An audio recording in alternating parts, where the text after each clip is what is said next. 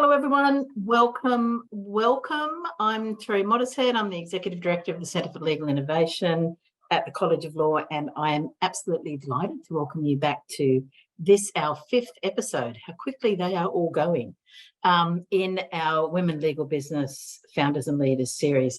This one is on partnership or sole proprietorship, what to consider before you jump. So just a little, but actually a large question. To be answered by all of these fabulous people that you have with you today.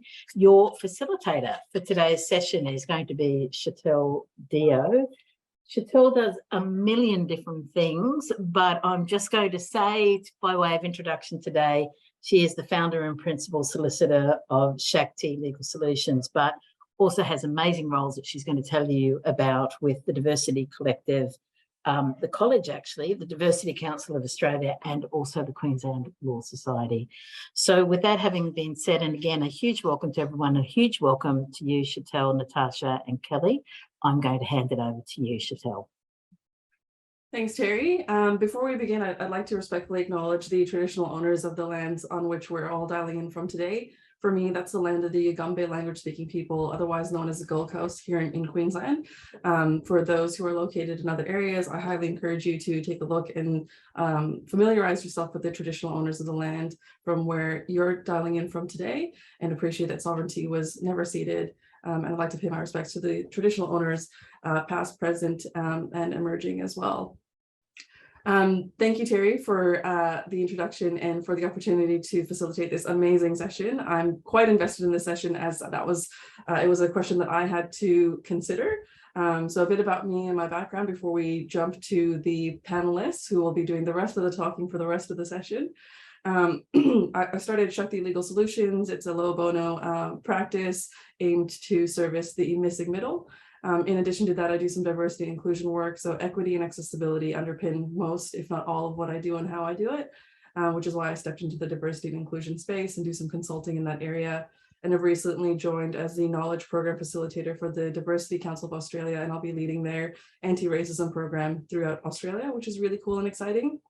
Very fortuitous, as this week is a week of solidarity against racism, and yesterday was the International Day of Elimination Against Racism as well, or as Australia likes to call it, Harmony Day. That's a topic for another day. And I work with the Queensland Law Society as well, so I serve on their council and was elected, and I believe I'm the first woman of color talking about race and racism in their 150-year history. So very cool, exciting times. It's given me a wonderful opportunity and opportunities to do incredible work like this and with the college. So without further ado, I'm going to pass the mic to our respective panelists for today, for them to share a bit about themselves and their stories before we jump into some questions around how we make the decision on when to, or if to, jump into sole proprietorship or partnership. So we'll begin with Natasha. Natasha, if you'd like to do your introduction and share a bit about yourself, and then we'll go to Kelly. So, gosh, I don't know exactly where to start, but I'm guessing that it's probably not useful to start at my birth. But let's put it to my legal birth. So I did pretty normal things. I was a young candidate that came out of university and did all the right things and applied for all the big law firms and got the right applications at the right law firms and the right jobs, and settled on a let's not name the big top tier law firm that I started working at when I first came out, and I absolutely loved it. But suffice to say, I'm of the generation that was still a pantsuit or a pin skirt suit with shoulder pads. That's when I started in the industry.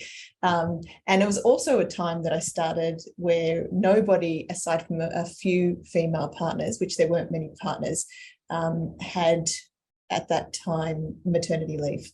But it was also a time that I found myself pregnant, unexpectedly pregnant, to my now husband. So we're all good on that front 20-something years later. But I did very quickly, after commencing work at a top tier firm, find myself pregnant with my first child, who is now in her second year of university. So at that time, I did as much as I could to push myself forward. I did actually do a year as a federal court associate in Australia. And I also did some time working as a US federal court associate before I had the baby. And as I said, I absolutely loved it, every single part of it. And the top tier firm that I was working at, I was the first non-partner to receive 4 days, a flexible working arrangement of 4 days a week. So I was, breaking down boundaries.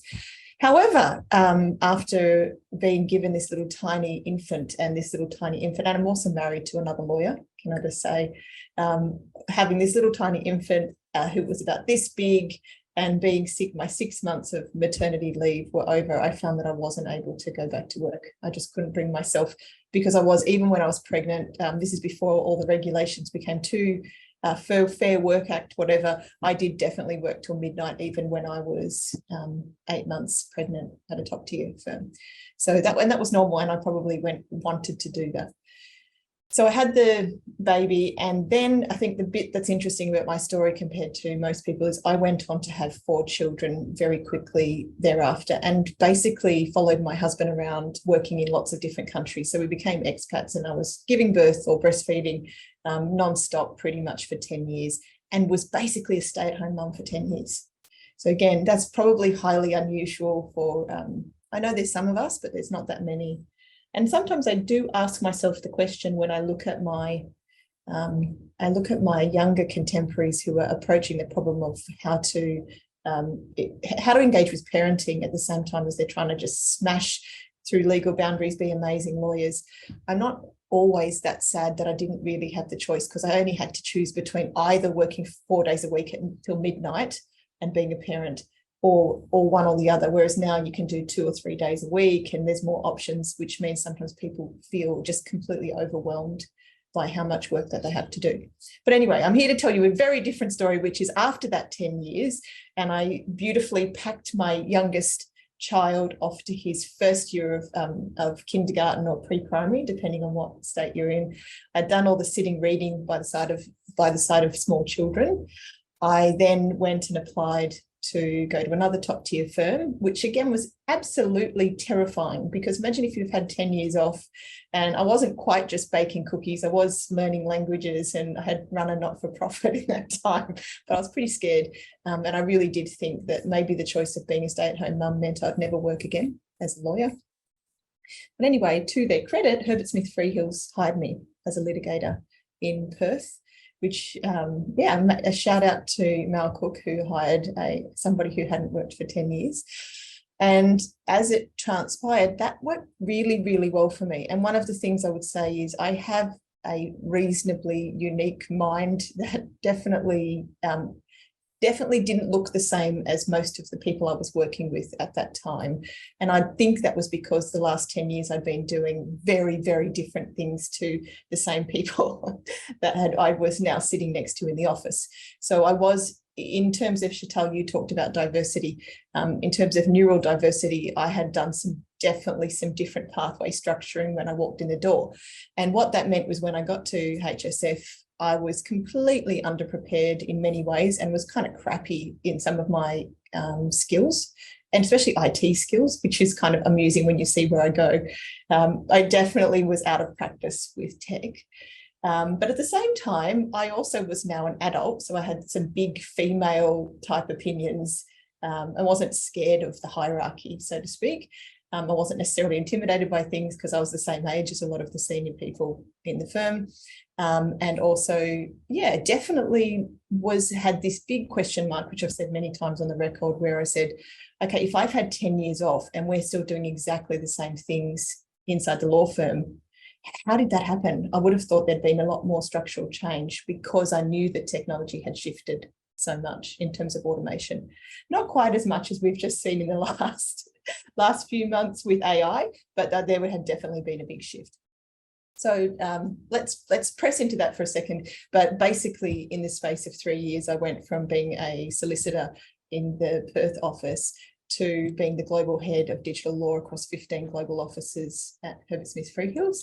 So I had a pretty good run. So gradually my confidence increased. I would always say that there was a lot of mornings that I'd go in on a Sunday morning before my kids were awake and just cry in the office because I had so much to learn. But at the same time, my fear actually meant that I over-prepared for everything, which meant that before too long, I kind of was an expert in my area, which is emerging technology and digital assets. So I really absolutely loved the work that I did at Herbert Smith Freehills. I ended up with a team from Moscow to China to New York to London, and I spent a lot of time traveling around pre-COVID. And I also ran for HSF a joint venture between IBM and CSIRO to build digital infrastructure for Australia. So definitely very busy, and my life was just incredibly different. These two chapters were incredibly different. And I really wish so many younger women would hear my story, and even younger men would hear this story, because especially when they're panicking about whether they need to do everything all at once, I feel like I'm really an outlier that shows you're not dead in the water if you don't follow the traditional steps. It may actually mean that you can be different and your diversity is more useful. So anyway, I did that. And then towards, I suppose it's 2 years ago now, at the end of 2 years, I realized that actually I was on a trajectory to want to do things my own way and in a bit more of a unique way. And I kind of worked out what the next few years would look like in a big firm. And probably not surprisingly to anybody listening, I was like, oh, I think I should actually run something myself. So I'd been a bit of an intrapreneur inside of HSF, but now I had to make some decisions whether I was going to back myself and build my own law firm. So that's the sort of, I suppose, the take the leap question that we're going to explore through the session. And in this instance, I did take the leap, and it's absolutely terrifying, a bit like eating glass, but so amazing, being able to design a law firm. It sounds a bit tyrannical to say in my own image, but in my image so far as if I wanted to treat people in a certain way, I didn't have a huge amount of red tape about the way that I would deal with staff. And I didn't have as much red tape to deal with emerging tech issues, which actually require a lot of thought leadership time. So they're not particularly best treated by the standard law firm model of a certain number of billable hours per day. So I needed to do something. Anyway, so the law firm that I created is Sterling & Rose. We've been going for about a year, and it's an absolute smacker. I think it's fantastic. We've got 9 staff, and we work all across Australia, and we do a lot of global, international, not legal advice, but commercial advice and consulting advice. And some of you may know some of the partners in our practice. You may be familiar with James Mint and Shelley Jane Price. Some of you may know her. But suffice to say, we're doing a pretty good job of picking up some of the, certainly of Australia's leading emerging technology specialists, particularly SJ, as you know, has been a machine learning lawyer specialist for decades. So we're pretty excited about what happens next. But that's my story. Thank you. There's so many little things, there's so many gems within that story that we'll unpack as we talk more about taking the leap and when to make certain decisions and pivotal points. But before we jump into that, Kelly, can you share a bit about your journey in the profession and a bit about yourself, please? Thanks, Chantal. I like to think that I don't look old enough, but I actually started my journey in the law about 20 years ago. My first job in the law was as a receptionist in a large firm, and I was studying law initially, and then I dropped out. Decided I didn't think that was going to be for me, but I continued to work in law, and then I started studying again towards my sort of mid-20s, continued on studying while I worked at various times, working full-time, part-time, and changing things around, but eventually got my degree. And then I got the opportunity to actually establish and build a practice within a national firm in estate litigation work. So that has been my area of practice since that point. But I was quite unique in that I got that opportunity from a very early stage in my career, and I definitely was thrown in the deep end. But I really enjoyed that, and it was a really good place for me to grow. Also, not just as a lawyer, but in my skills in running a practice managing staff, business development. So all of those skills I learned at a very early stage, and that was really, really useful for where I am now. Unfortunately, that practice and a number of other practices within that firm, they closed down, and they decided they were focusing on a particular area of law. So I had to got a job at another national firm, which was good, really good learning experience, because I had gone from being in the deep end trying to figure everything out myself to being in a team of a number of experts in wills and estates. So I learned so much during that period of time in terms of my technical knowledge. So that was a really good experience there. I suppose, like a lot of national firms at that point a number of years ago, we were working some pretty crazy hours, and the expectations that were on us or on me at that point in time were quite huge. And I unfortunately had a bit of a breakdown at that point. So that's probably the point in time where I started thinking, is law for me? Is there another way that I can practice law?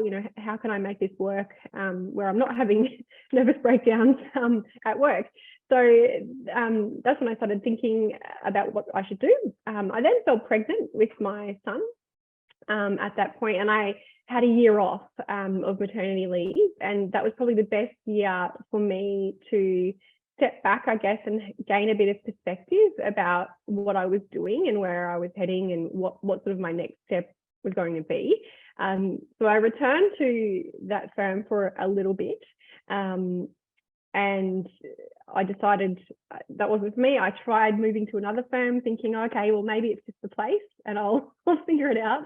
That was another big firm. So you'd think I would have realized by then, but anyway, so I moved on. And then at that point, it just really kind of pushed me to go, well, this isn't working. So I need to figure out how I can do this that, fits in with my values about how I want to practice law, and also fits in with my life, because I now have a young child. So yeah, trying to figure out a way to not only selfishly have flexibility for me, but also for potential future staff. So I started my practice, Nurture Law. I'm a little micro firm at the moment. I have one paralegal who is just gone full time, and I've got a lawyer starting in May, which is really exciting. That's a big step for me. So yeah, baby steps, but we've been open for about a year and a half now. So yeah, exciting times. Thanks. Thanks, Kelly. Now, an interesting point. It sounds like your journey is probably a bit similar to mine, in the sense that we had a bit of a breakdown before our breakthrough about deciding when to go to your own system, because the current system didn't work. And I think on that note, Natasha, yours breaking away from this concept of a traditional pathway is something that you can identify with. So what I'm probably most interested in, and what our listeners are probably most interested in, is what was the turning point for you that helped you decide that this is now when I need to take that leap? So Natasha, you started talking about taking that leap. So if you could delve into that a bit more, and how you knew it was the right time for you to do that. I think mine is about growth. So, and I do actually hear this from certainly not just myself, but I hang around a lot of lawyers, females, males, everything in between. There's a lot of senior people, particularly in large law firms, who get golden handcuffs. So it's really difficult to leave big law at a certain point if you've got expensive mortgages and children's school fees and all those things. But for me, I felt like I couldn't any longer. I wanted to keep learning and keep exploring and keep doing things, but I kept starting to hit boundaries where that if I was making decisions on my own account, they would be bumping into other stakeholders in the organisation, which is certainly not a HSF thing. It's, any large organisation, you've got to have rules and rhythms for how things are done. And oftentimes you need to get, as I said before, you need to get through a lot of red tape to make any decisions. So it was a natural trajectory of a personality. People say some people don't like change. So I would fit into the category of people who only like change. So it was a very natural trajectory for me to go, well, can I continue to grow here?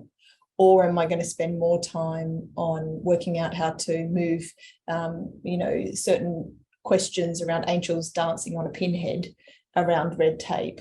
Or what would be the best use of my time? And I know what I love doing, which is to learn and to share information. So at that point, in a very, I would say, quite liberating moment, was that also that moment that you realize that your identity is not tied up in a certain type of way of being a lawyer. So when I think that the learnings slowed down, they never stop, but the learnings certainly slowed down. And I knew that I would have regretted it on my deathbed if I didn't test my own mettle of my own methodology of how I would run something. And I also feel like there's definitely room to see. I'm not saying that Sterling and Rose is going to become a big commercial law firm, but there is room to see how commercial law firms would be run if there were more female founded commercial law firms. I don't know how many sort of top tier commercial law firms were founded by females, and I kind of come up on blank on that. I know now they have people in executive teams and that, but founders, I'm not so sure. So I'm interested in watching that trajectory too, and see if there is something in gender that changes the way that the shape of the firm looks. So. Thanks, Natasha. Kelly, what about you? What would you say were some of the key factors in helping you decide you needed to start Nurture? I think there's probably a few factors. My parents were small business owners, so I'd seen them, establish a business and operate a business my entire life, and I guess it was sort of a little bit. I also wanted that. I saw that they had flexibility and were able to, I guess, offer a really great lifestyle to their family. So that was one reason why I guess I just always had the urge to want to operate my own business. So there was that. Also, I got to a point within the role and the firm that I was at where it was, well, am I working towards, next step would be partnership within a big practice, or do I go out and do it on my own and do it in a way that I want to practice. Being in a larger firm, there's, like you said, Natasha, there's a lot of red tape, and I probably always wanted to do things a little bit differently in the way that I say charge clients or engage with clients. Lots of different reasons. COVID helped as well in the middle of COVID, and I think it was becoming increasingly easier to be able to sort of set up a practice. People, you didn't have to have an office space like you would traditionally. So it was much cheaper to be able to open a practice at that point in time. So yeah, COVID definitely helped. They're probably the main reasons why. And then, having a young family, being able to have that flexibility. That's not to say that I probably have worked the hardest that I ever have in my entire career, but I do it in a way that I want to and around my life, my other aspects of my life. That's probably the key reasons why. Yeah. I think the cliche is you leave your 9 to 5, although in law it's never a 9 to 5 to work 24/7 and start your own business. So I can absolutely appreciate that. And it sounds like for you, it was more about the flexibility rather than what you were being restricted from being able to do in a partnership role, but from what you wanted to do in your own business. And it's interesting for me, I never wanted to start a business myself. I absolutely abhorred doing any of that. My dad's a small business guy, has been doing it for everything under the sun, but I just wanted to be a good worker bee. But then similar to Natasha, I felt like the way I wanted to work, I couldn't do that in the traditional law firm structure. So I kind of did it my own way. So it's interesting to see the parallels between stories and how you there's overlapping between our respective stories and stories for people who are listening as well. Now, in a partnership role, that's not something I'm familiar with, and it was initially interested in the partnership trajectory and then quickly realized it's probably not the pathway for me. But what would you say, having worked at a top tier and larger firms, what would you say would be some of the key differences that you see from being a small business owner or sole proprietorship and partnership, if there's any pros and cons that you would have considered at the time? So you mentioned like flexibility, for example, and some of the restrictions around partnership, but if we can, for the people that are listening that are probably considering whether to make that leap or whether partnership's right for them, what factors would you say were considerations for yourselves? I'm happy to jump in here because we had almost a, when I mean, I think it probably adding a little bit more color is when I left to start my own law firm, I wasn't actually quite certain that I was going to start my own law firm because I also run a tech company on the side. But it was in that last few days of deciding whether to take the leap that I had to, I got the note from the Legal Practice Board saying you're no longer going to be a lawyer. And then I had this moment like, oh, I love being a lawyer, so I'm going to have to do something so I can continue to practice. And hopefully this is a little warning, a warning story with a happy ending, is that I got the form and it says, it doesn't say, would you like to be a partner or a sole proprietorship? Particularly if you're in Western Australia, it will say something like, would you like to be an incorporated legal practice? Would you like to be a law firm? Would you like to be a sole practitioner? And would you like to be a multidisciplinary partnership? So I think that's the 4 choices that are on the form. So my pen, and if you were to cite this form, which I have done since that time, a year and a half ago, I had clicked sole proprietor because I thought, well, you know, it's just me, I'm leaving, I'm going to do the other tech thing. And then at the last minute, I scribbled it out. And then I wrote law firm because I thought, well, you know what? I might want some other people to do it with me. So I clicked law firm.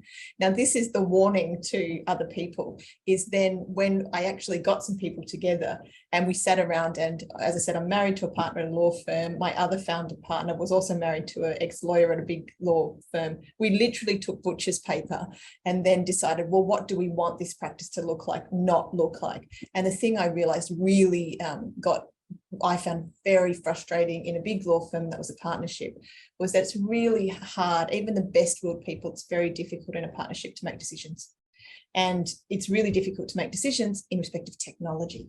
So when you're an emerging technologist and you realize that people's hands are tied because they need this democratic type of buy-in from lots of people. So the first thing then that we decided was, let's set this thing up as a company. Now that's what I'm saying the warning is at that time, when I filled in that form, those words did not mean anything to me. When I filled in the word law firm, it didn't mean anything to me. I just imagined it as a group of people. So anyone makes this mistake in the future, I then found out afterwards, the word law firm in legal practice rules, legal practice rules actually means a partnership.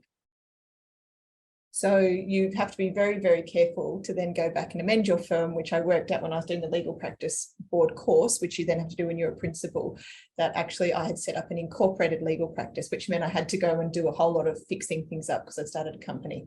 But yeah, so definitely those words, what are the key differences? Be very careful that you actually choose the right structure.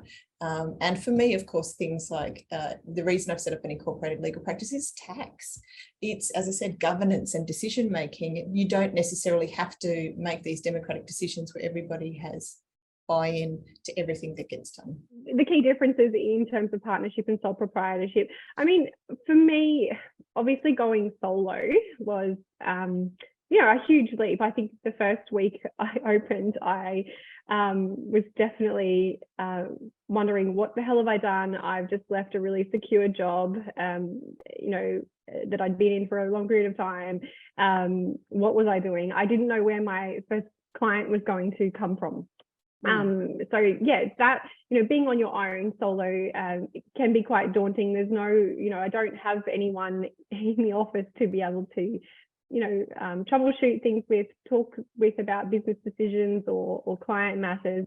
So that, definitely has been difficult being on my own, but I can make decisions, and I don't have to worry about other people proving those decisions, and I can, pivot pretty quickly and efficiently in decisions that I'm making. So that's one of the probably really good positive things about it.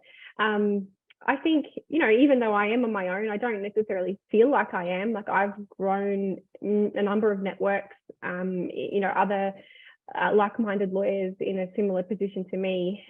We've, you know, there's a number of different groups and online groups or in person that you can, you know, become join and get to know and, you know, troubleshoot those issues with. So I definitely don't feel like I'm necessarily alone, but I can certainly see the benefits to partnership. And sometimes I often think, oh, maybe that will happen in the future.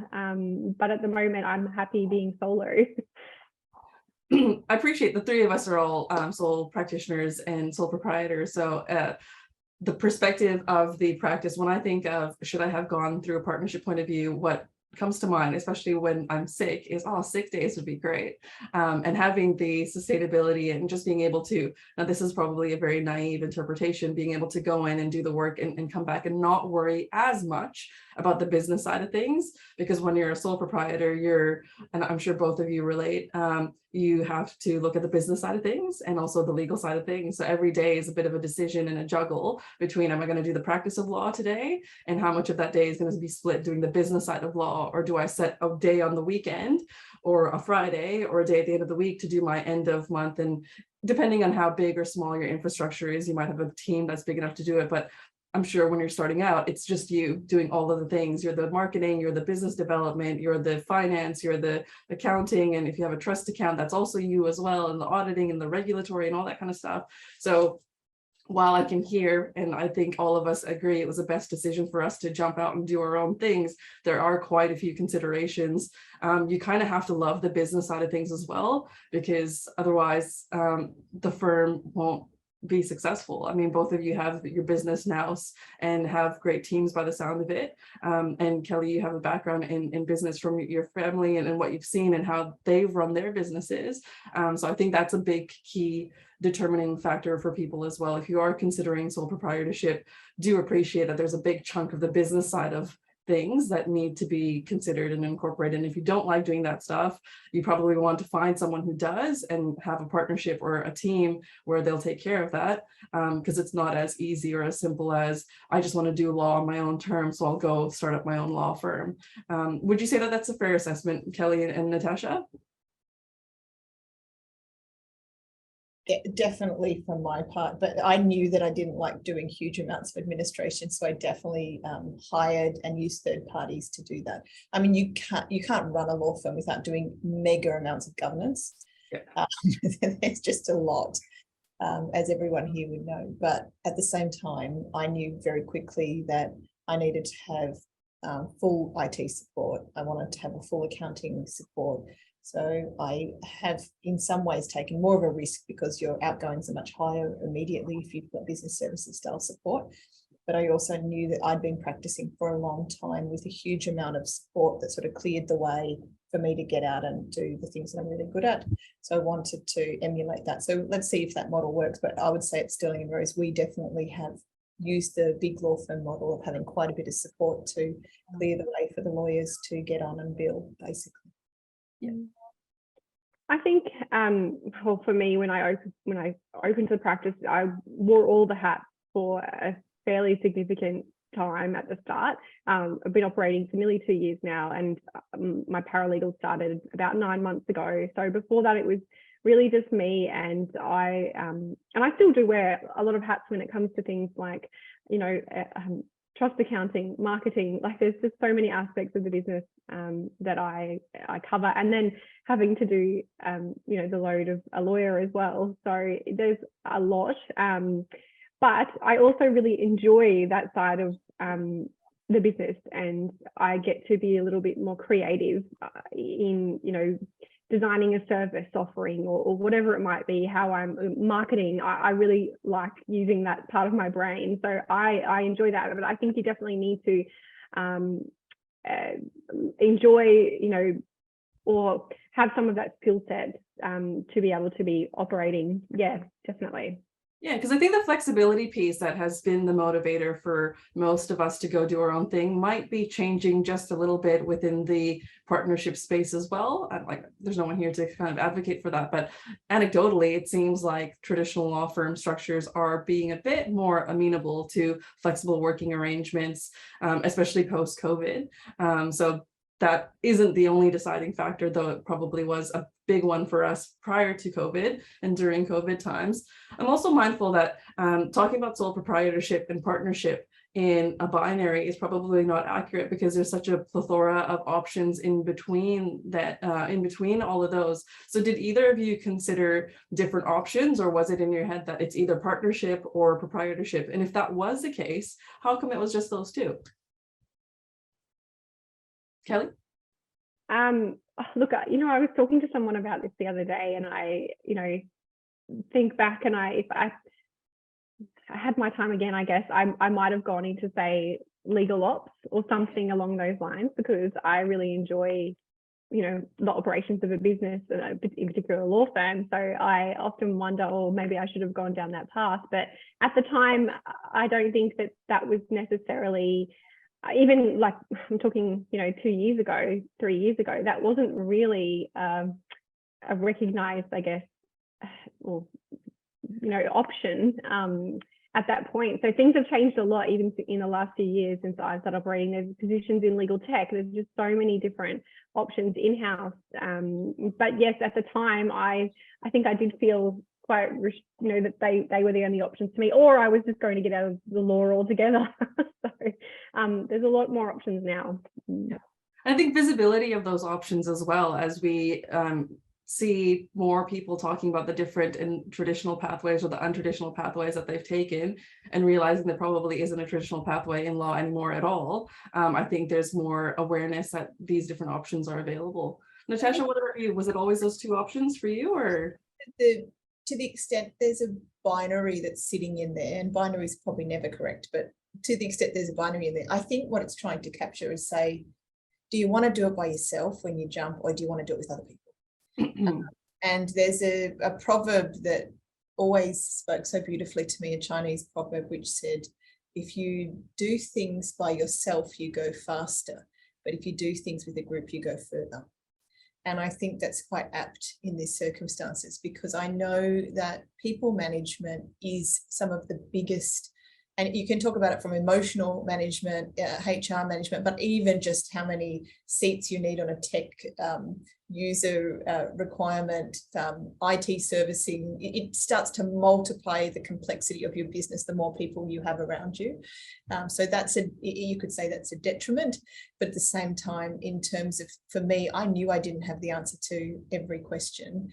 So I always wanted to travel like a pack. I wanted to have having run, and founded a practice inside HSF, I knew and loved being around clever people who brought new ideas to the table. So I didn't want to lose that community of people that I could engage with and learn with. So I probably, as I said, it's not all easy, because you don't just get to bill, you end up doing so much administration all the time. But there's trade-offs on both. I just want to also agree with two things that Kelly has said, and for people who are considering taking the jump. One thing, COVID literally changed things.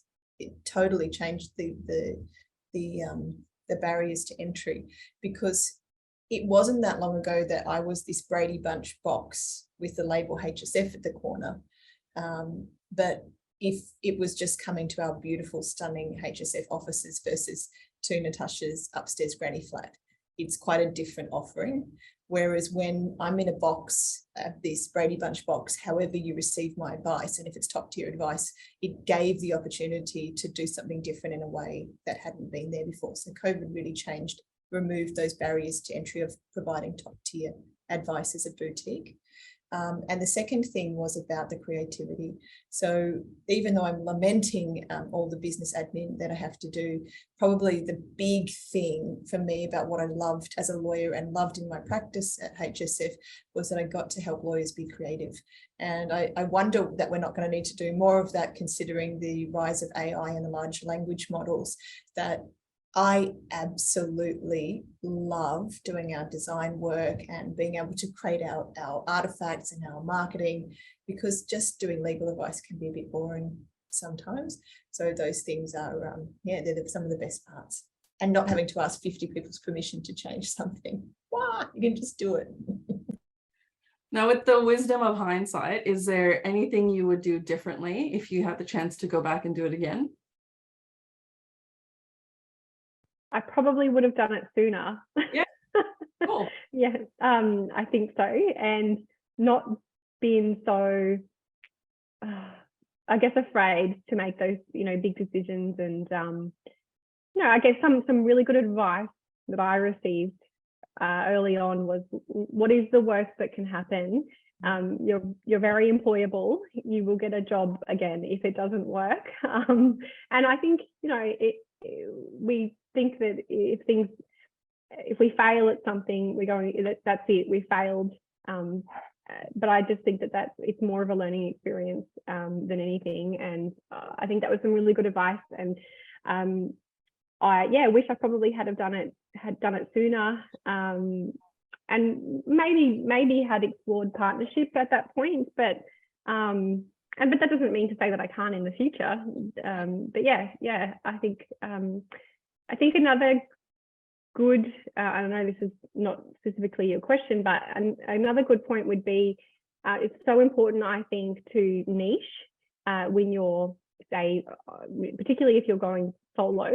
You can't be all things. You've got, so many things going on in your business, trying to operate a business, let alone be across multiple different practice areas. And I think that's probably another good point. And being, when you niche, you definitely get to know who your ideal client is, and you can, you can market to those clients much easier than if you had, a broad type of client base. So it makes life a lot easier in various aspects. And, people, I think, when they go out and start their own business, they think they've got to take on every single type of work that they can. They've got to pay the bills, but I think that only adds to the stress and potentially, make things worse. So yeah, niching is, I think, super important if you're going to go solo. I feel like you're taking a jab at me there, Kelly. That's fine. That's no. fine. The epitome of the jack of all trades. No, I think you talk about it though, Shatala, and I've heard you talk about it before, but because you offer more like a triage service, you can do that. Yeah. Now, if I may ask, you had said what you do differently is do it sooner. Can you share with us what maybe prevented you from doing it sooner? Financial reasons, probably. I think that we, get golden handcuffed. You think that that's the only way. You have mortgages, children, things to consider, and going out and potentially not having an income for 6 to 12 months is pretty daunting. So you've got to set yourself up to do that, or have support and to be able to go and do those things. So that was probably, financial reasons is a big one. And also, imposter syndrome. Like, you just go, at that time, I mean, I was 10 years sort of practicing at that point.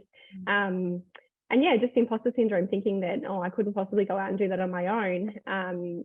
But, looking back now, I wish I had done it earlier. Probably not too much earlier in my career. Like, I definitely think that I needed to gain that experience, whether it's, business skills or the technical knowledge, really honing on that technical knowledge in my area of practice to feel confident enough to go out there on my own. Natasha, what about you? What would you say, looking back, what would you do differently if you had to do it again, or if nothing different? I don't know if this is self-serving, but I wouldn't do anything differently. Yeah, cool. And I don't regret I don't think I should have done it sooner. I definitely don't think I should have done it sooner, because I was learning the skills, because learning and founding a practice inside a big firm requires enormous discipline, because you've got to, that's the beauty of a big organization. It's got to be A1 to get things signed off. So the discipline associated with that was exceptional to help me. I'd already, developed all these implementation plans and all that discipline that was required to set up a practice was the same discipline that I could bring to building my own firm. So I'm very happy that I did that. Yeah, I think that the money question is really interesting. And thank you, Kelly, for raising that. I had thought when I stepped out that I might need to go and get debt financing. So I think that's something that people would want to know about. I'm still not sure I shouldn't have, but I went out and it seemed rather expensive. And then we just got everybody to put a bit of cash in, probably less than people would imagine. And so far that's worked for us. But it is something where you should be assuming that you're probably not going to get paid for at least a year, unless if you're a sole proprietorship, maybe that's different. Maybe you got cash coming in. The first month that I put the shingle up, I think I got $5,000. So that was month one. So that was very exciting, that first invoice that came through. I didn't even really have an invoicing proper process then. But then, you can get to bigger numbers pretty quickly. But as I said, big group, big costs, you've got bigger span. Small group, you can probably make more money faster, but you may not be able to span. But being very careful at the edges because you don't want to be trading yourself. Yeah. On the note of finances, what would you say roughly is how much someone would need to have put together to start a business? Now, I appreciate it's going to be very different, but for that purpose is why I asked, because Kelly, what you would have had as your startup versus what I had versus what Natasha had is probably all different because we all run different models. So just to give the audience members a bit of an idea of if you're trying to do something like Natasha, seed money wise, what were you kind of looking at, if you don't mind sharing with the group? I think if you want to start something that's a law firm or a incorporated legal practice, you're going to need a minimum of 300,000 to start. And you also need to have some people who are prepared not to get paid until the cash starts rolling in. I think that would be quite different to what you need if you're going to run a sole proprietorship. Yeah, cool. I definitely didn't need 300,000 to open my practice. I think I was quite lean. I definitely need a good website. That's one key, that I invested in that. But probably all up, it was maybe like 30,000.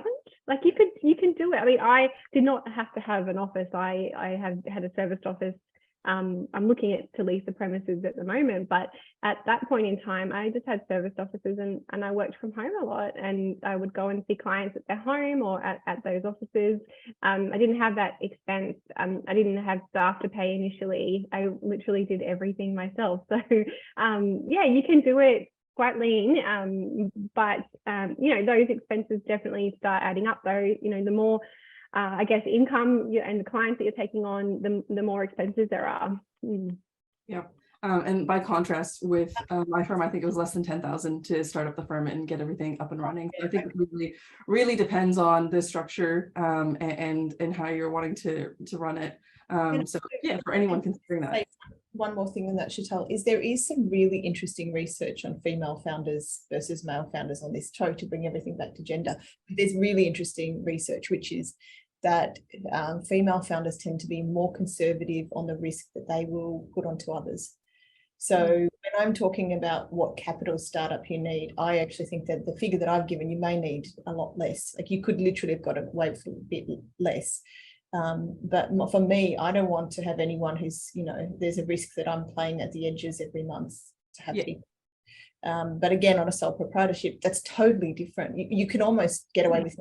Like aside from you have to pay for your legal practice board course, you have to pay your insurances, you have to pay for your IT, your Office 365 or whatever, your computer. There's, as you said, Kelly, it's not that hard to set up now. Yeah, you can funnily, I just did a session on this yesterday. You can run a firm on a shoestring budget and be successful and commercially viable, especially this day and age, when you are operating a remote paper-light firm, which a lot of the sole proprietor entities seem to look like these days, and rightfully so. Now, I'm mindful of the time, so one final thought, and I'll ask you to give me the advice you would give to someone who's considering a career change. Whether that's between sole proprietorship or partnership or in-house, someone's come to you with, I don't know whether I need to do something different. They're at that breakdown before the breakthrough moment. What would your advice be to them? One if you're looking for a soft landing, don't think this is a soft landing. It's not. You're exchanging one set of complexities for another set of complexities. But it depends. You need to work out what your own valuation points are. And if your valuation points is at the end of the day, you want freedom, then this is a big boon to your freedom. But at the same time, if you're just thinking, oh my God, I'm overwhelmed with my life and I've got lots of babies running around, and this may not be the thing that solves that problem. So security versus freedom, maybe? Is that what I'm hearing potentially? Kelly, what about yourself? Advice to someone at a crossroads in their career? I guess one saying that I like is that, your career is not a ladder. It's like, monkey bars. Going, there's lots of different ways it can go. And that, just because you're not climbing up a ladder doesn't necessarily mean it's, not the right decision. But I definitely think before I really made the decision, I spoke with a lot of people who had opened their own practice, and sort of listened to so many podcasts of people who were in law, but also other businesses as well, startups and things like that. So just trying to gather information and as much knowledge as I could about it to be able to understand what would be required of me. But yeah, just I guess keeping an open mind. And if you can, I would suggest if you can have a little bit of time away from your current position to sort of have some perspective. I think that was really helpful for me to be able to have that time to think, and because when you're in a really stressful environment and working away and you just don't have time to process. So that was really helpful for me. Now, to add on to that, often when we make big decisions in our life, we have our circle of support or a support network that we talk to. I know I have my, discussions with my family members back home, but it's always a bit difficult and different because they don't come from a legal background. So I'm lucky in that I've got a wonderful legal community that I can reach out to, including Terry. So who would you suggest that people can speak to within their networks, like a mentor, or were there key people that you spoke to help you make that decision when the time came? I definitely, I am part of Clarissa Raywood's, Happy Lawyer, Happy Life. I was part of that club because there's a lot of sole practitioners within that, and also part of Carolee Fontanelli. She's got Scalable Law. Like there are a number of different, but they are paid, groups, but there are others who I reached out to that weren't necessarily paid, or there's people I've met from that who we now catch up just separately because we all started our businesses around the same time. And did, we have those shared experiences. So there's lots of different ways. And yeah, just reaching out to colleagues that who perhaps have gone and stepped out and done something on their own or in partnership, reaching out to them. And honestly, they're more than happy to sort of share with me their experience, as I am with others now as well. Natasha, did you have any particular people that you spoke to, or you it sounds like you knew what you were going to do, you knew how you were going to do it, it was just plan and execute? I think I was pretty cautious about who I spoke to because, at that stage of your game, you've got people you're responsible for. It has implications when you make the decision to jump. So I was probably very concerned about the confidentiality of what I was thinking and making sure I didn't workshop that too widely unless it was really very trusted confidants. So, maybe did I workshop it? Definitely with trusted confidence, but just to say, be very careful about the information that you put out. If you haven't made your decision, don't just be expecting people love to talk about that sort of thing. Yeah. And it's a double-edged sword too, because depending on who you speak to, people who are maybe risk averse may have maybe not discouraging, but highlight a lot of potential issues that you could face. So it's good to have those conversations. I know I had a lot of those conversations, including with the law society, about particular models and how things work or may not work. And it did highlight some issues that you have to address, but at the same time, it was good to be able to do that because then I could service those issues. Now, if there were any questions that were coming through, I welcome them to submit now, but I haven't seen any pop through. Just a very wonderful comment from Grant saying this was a very valuable conversation. And thank you, ladies, for sharing your insights and experience. I think what we've noticed here today is everyone's journey does look different. There is no traditional pathway. Whether you are going to sole proprietorship or partnership, that decision is still a very personal decision, and it turns on the particular circumstances of your life and where you are in your career and life stage at that time. One lends more freedom, one might have more security, but they all have their respective challenges and opportunities as well. So it really becomes a decision for what you're looking for in that time. And whether it's the right call for you, with the caveat that you can always go back. So you can always start a business at a later stage in life, or if you decide the business side of things is not for you, you can always go back to partnership and find another role. So I wanted to thank you both for your time today and for sharing so candidly your insights and your respective journeys. And to the Center of Legal Innovation for hosting this session and for allowing us to have this conversation, because I know a conversation like this would have been really helpful, and having more forums like this about how to do it, when to do it, why to do it is really important, especially as we're trying to increase visibility of all the different pathways available to students and practitioners at every stage of their career. Because like I said, any of these steps can be taken at any stage and at any age. So thank you to the Center of Legal Innovation, and thanks to Terry, and I'll hand it off to you to close off. Thank you very much. Just an absolutely amazing conversation. I too wish that I'd had something like this to listen to at various stages of making decisions myself. So just found all of the comments really, really invaluable. So thank you to you also, Chantel, for facilitating, and to you, Kelly and Natasha. I know also with some of these conversations, certainly it was true in my case, that questions often manifest themselves later. You listen to this and you reflect on it, you think, oh, I want to reach out to one of the folks or to others. And I know and want to thank you in advance as well for the fact that you are open to folks reaching out to you, to contacting you, particularly through LinkedIn or various other means through your own organisations. And I would encourage people to do that as well.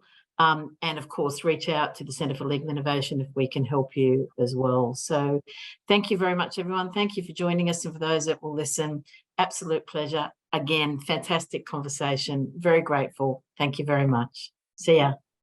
Bye.